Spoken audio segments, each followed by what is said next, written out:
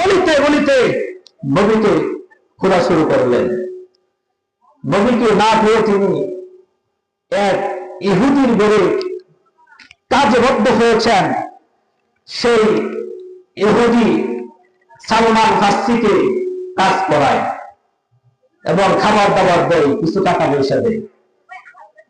যেদিন ইহুদি শুনল সালমান ফার্সি মুহাম্মদের খোঁজ নেয়, মুহাম্মদের কাছে যেতে চাই ইসলাম ধর্ম গ্রহণ করার জন্য,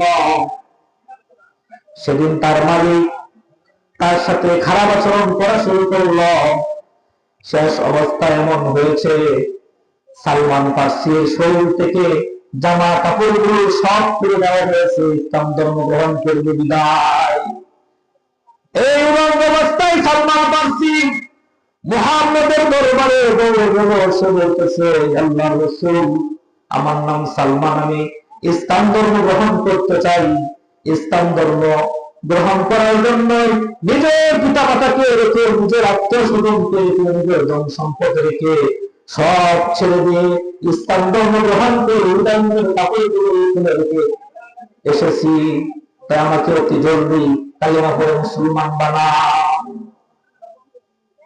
যে মুয়াজ্জিন বেলাল রাদিয়াল্লাহু আনহু, তাকে সেই গরম বালুর মাঝে শুয়ে কঠোর শাস্তি দেওয়া হয়েছে।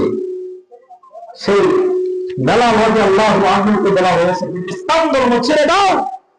যত শাস্তি দেয় ততবারে তিনি বলেছেন, আহাদ আহাদ আহাদ, আল্লাহ ছাড়া সত্যিকারের কোনো উপাস্য নেই, কোনো মাবুদ নেই, আল্লাহ এক, সেই আল্লাহরই ইবাদত আমি করব।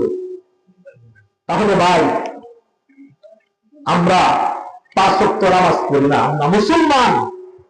আমরা নিজেকে মুসলিম দাবি করে থাকি, কিন্তু আমরা হক